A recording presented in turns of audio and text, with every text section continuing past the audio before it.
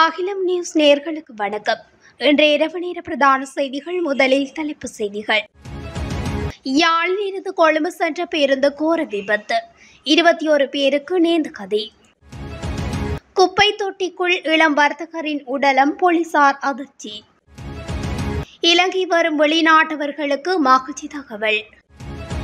வீடொன்றை முற்றுகையிட்ட போலீசாருக்கு காத்திருந்த அதிர்ச்சி.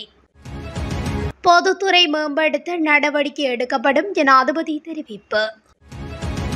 உலக சந்தையில் விலை குறைந்ததும் எரிபொருள் விலை அதிகரித்த இலங்கை அரசாங்கம். அஸ்விஸ்ம கொடுப்பெனவு அமைச்சர் வெளியிட்ட தகவல். முல்லைத்தீவு பிள்ளையார் ஆலய தேர் திருவிழாவில் பயங்கரம், துயரத்தில் பக்தர்கள். பல பெண்கள் சீரழிவு, சுவிஸ் வாழ் யாழ் நபர் தொடர்பில் பகீர் தகவல். தொடர்பென விரிவான செய்திகள். யாழ்ப்பாணம் பருத்தித்துறையில் இருந்து கொழும்பு நோக்கி பயணித்த இலங்கை போக்குவரத்து சபை பேருந்து விபத்தில் பலர் காயமடைந்துள்ளனர். சிலாபம் புத்தளம் வீதியில் தெதுரோயா பாலத்துக்கு அருகில் பேருந்து விபத்துக்குள்ளானதில் 21 பேர் காயமடைந்துள்ளதாக போலீசார் தெரிவித்தனர். இந்த பஸ் விபத்து இன்று முற்பகல் 11:30 மணியளவில் இடம்பெற்றுள்ளது. யாழில் இருந்து கொழும்பு நோக்கி சென்ற பேருந்து இவ்வாறு விபத்துக்குள்ளாகியதில் 21 பேர் படுகாயமடைந்துள்ளனர். இலங்கை போக்குவரத்து சபைக்கு சொந்தமான பஸ் வீதியை விட்டு விலகி மரத்தின் மீது மோதியதில் இந்த விபத்து சம்பவித்துள்ளது. மாரவில பகுதியைச் சேர்ந்த வர்த்தகர் ஒருவர் பல நாட்களாக காணாமல் போயிருந்ததாக தெரிவிக்கப்பட்ட நிலையில் அவரது உடல் வெண்ணப்பூ பகுதியில் உள்ள குப்பை தொட்டியில் இருந்து கண்டுபிடிக்கப்பட்டுள்ளது. இந்த வர்த்தகர் படுகொலை செய்யப்பட்டிருக்கலாம் என போலீசார் சந்தேகிக்கின்றனர். இந்த சம்பவம் தொடர்பாக அவரது நண்பர் ஒருவர் வெண்ணப்பூ போலீசாரால் கைது செய்யப்பட்டுள்ளார். மாரவில கட்டுநேரிய பகுதியைச் சேர்ந்த 31 வயதுடைய ஸ்ரீஜித் ஜெயசன் என்ற இந்த வர்த்தகர் கடந்த 30ஆம் தேதி முதல் காணாமல் போயிருந்ததாக வெண்ணப்புவ போலீஸ் நிலையத்தில் முறைப்பாடு பதிவு செய்யப்பட்டிருந்தது. அதன்படி நடத்தப்பட்ட விசாரணையில் நேற்று மாலை வெண்ணப்புவ பகுதியில் உள்ள வர்த்தகர் நண்பரின் வீட்டில் அவரது மோட்டார் வாகனம் கண்டெடுக்கப்பட்டது.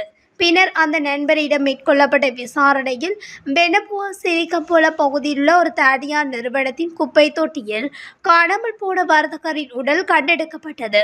கடந்த 30ஆம் தேதி இரவு வர்த்தகர் தனது 5 நண்பர்களுடன் மது அருந்தியதாகவும் அப்போது ஏற்பட்ட வாக்குவாதத்தின் போது வர்த்தகர் கத்தியால் குத்தப்பட்டு படுகொலை செய்யப்பட்டு குப்பை தொட்டியில் வீசப்பட்டதாகவும் போலீசார் தெரிவித்தனர். இலங்கையில் சுற்றுலா பயணிகளால் கொள்வனவு செய்யும் பொருட்களுக்கான வட் வரியை திரும்பப் பெறுவதற்காக வட் ரீஃபண்ட் கவுண்டர் ஒன்று இன்று திறந்து வைக்கப்பட்டுள்ளது. உள்நாட்டு வருவாய் திணைக்களத்தால் கட்டுநாயக்க விமான நிலைய வளாகத்தில் நிறுவப்பட்ட வட் ரீஃபண்ட் கவுண்டர் அமைச்சர்களான சுனில் ஹந்துன்னெத்தி மற்றும் அனில் ஜேந்த ஆகியோரின் தலைமையில் திறந்து வைக்கப்பட்டுள்ளது.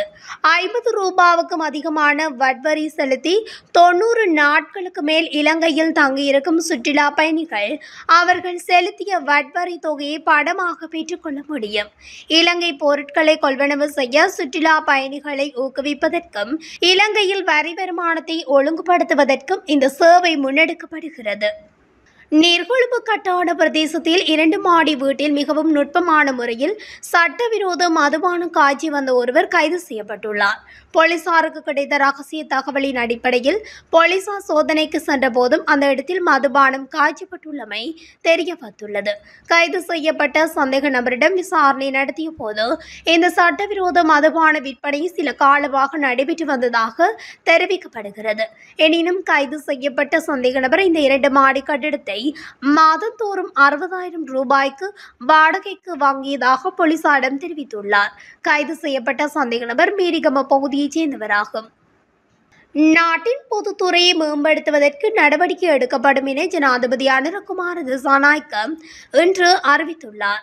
அரசு துறையின் பௌதீக வளங்களை மேம்படுத்தும் நோக்கில் எதிர்வரும் வரவு செலவு திட்டத்தில் நிதி ஒதுக்கப்படும் என தெரிவித்துள்ளார்.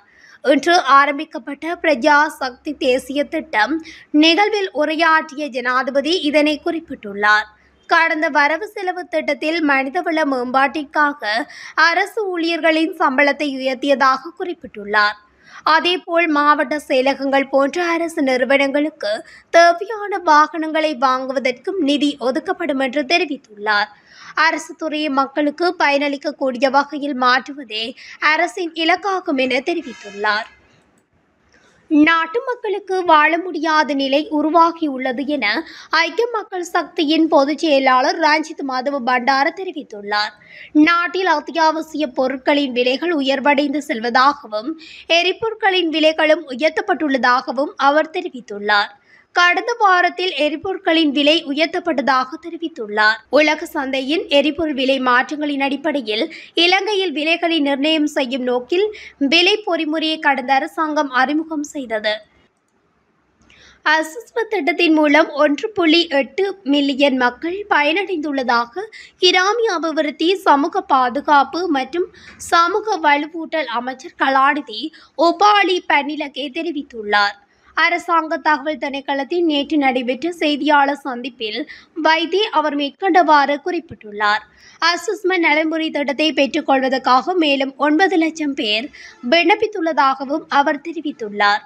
இதேவேளை அஸ்ஸ்ம நலன்புரி திட்டத்தின் 2ஆம் கட்டத்துக்கான மேல்முறையீடுகள் மற்றும் பொதுமக்களின் ஆட்சேபனைகளை ஏற்றுக்கொள்வது இந்த மாதம் 16ஆம் தேதியுடன் நிறைவடைவதாக நலன்புரி நன்மைகள் சபை தெரிவித்துள்ளது. இதன்படி 2ஆம் கட்டத்துக்காக சமர்ப்பிக்கப்பட்ட 8,15,556 விண்ணப்பங்களில் 7,66,508 விண்ணப்பங்கள் எண்ணப்பட்டதாக நலன்புரி நன்மைகள் சபை தெரிவித்துள்ளது. 7,17,309 விண்ணப்பங்கள் குழு அங்கீகாரத்தை பெற்றுள்ளதாகவும் 7,15,146 விண்ணப்பங்கள் பிரதேச செயலாளரின் ஒப்புதலை பெற்றுள்ளதாகவும் சபை குறிப்பிட்டுள்ளது. முல்லைத்தீவு பிள்ளையார் ஆலய தேர் திருவிழாவில் தேரின் கவசம் விழுந்து ஒருவர் பலியானதுடன் பலர் படுகாயமடைந்துள்ளதாக தெரிவிக்கப்படுகின்றது. குறித்த சம்பவமானது இன்றைய தினம் இடம்பெற்றுள்ளது. முல்லைத்தீவு முள்ளிவாய்க்கால் குறுந்தடி பிள்ளையார் ஆலய தேர் திருவிழாவில் இந்த அசம்பாவிதம் இடம்பெற்றுள்ளது. தேரில் உள்ள கவசத்தில் மின்வடம் தட்டுப்பட்டு கலசம் கீழ் விழுந்ததாக தெரிய வந்துள்ளது. கலசம் சுமார் 50 கிலோ எடையிருக்கும் என கூறப்பட்டுள்ளது. இந்த விடயம் தொடர்பான மேலதிக விசாரணைகளை போலீசார் மேற்கொண்டு வரும் நிலையில் ஆலய தேர் திருவிழாவில் இடம்பெற்ற அனர்த்தம் பக்தர்களை துயரத்தில் ஆழ்த்தியுள்ளது. சுவிஸ் நாட்டில் வசிக்கும் யாழ்ப்பாணத்தை பின்புலமாக கொண்ட நபரொருவர் பல பெண்களை ஏமாற்றி வருவதாக சமூக ஊடகங்களில் தகவல் வெளியாகியுள்ளது. குறித்த நபர் தாயகத்தில் வறுமை கோட்டுக்கு கீழுள்ள பெண்களை இலக்கு வைத்து பண ஆசையை காட்டி பல பெண்களை பாலியல் துஷ்பிரயோகம் செய்துள்ளதாக கூறப்படுகின்றது. ஏற்கனவே திருமணமாகி விவாகரத்தான குறித்த நபர் சமீபத்தில் 24 யுவதியை திருமணம் செய்த நிலையில் இக்கற்பிணி என்றும் பாராது பெண்ணை அடித்து சித்திரவதையும் செய்துள்ளார். இதனையடுத்து பெண் தற்கொலைக்கு முயன்று பருத்தித்துறை ஆதார வைத்தியசாலையில் அனுமதிக்கப்பட்டதாகவும் கூறப்படுகின்றது. கர்ப்பிணி மனைவி தாக்கப்பட்ட சம்பவம் தொடர்பில் போலீசில் முறைப்பாடு செய்யப்பட்டதை அடுத்து குறித்த நபர் சுவிஸ் நாட்டுக்கு தப்பியோடியுள்ளார் என தெரிவிக்கப்படுகிறது. சுவிஸ் வாழ் நபரின் நடவடிக்கை தொடர்பில் பல போலீஸ் நிலையங்களில் முறைப்பாடு செய்யப்பட்டுள்ளதாகவும் பாதிக்கப்பட்ட பெண் கூறியுள்ளார். எனினும் குறித்த நபர் தொடர்பில் எங்கு சென்று முறைப்பாடு செய்தாலும் அங்குள்ள போலீஸ் அதிகாரிகளுக்கு படம் மற்றும் மதுபான போத்தல்களை கொடுத்து விருந்துபசாரம் நடத்தி அவர்களை தனது கைக்குள் போட்டு வைத்துள்ளதாகவும் கூறப்படுகிறது. இத்துடன் அகிலம் நியூஸின் இன்றைய இரவு நேர பிரதான செய்திகள் நிறைவடைகின்றன. தொடர்ச்சியாக செய்திகளை அறிந்து கொள்ள அகிலம் நியூஸ் ஊடகத்துடன் இணைந்திருங்கள்.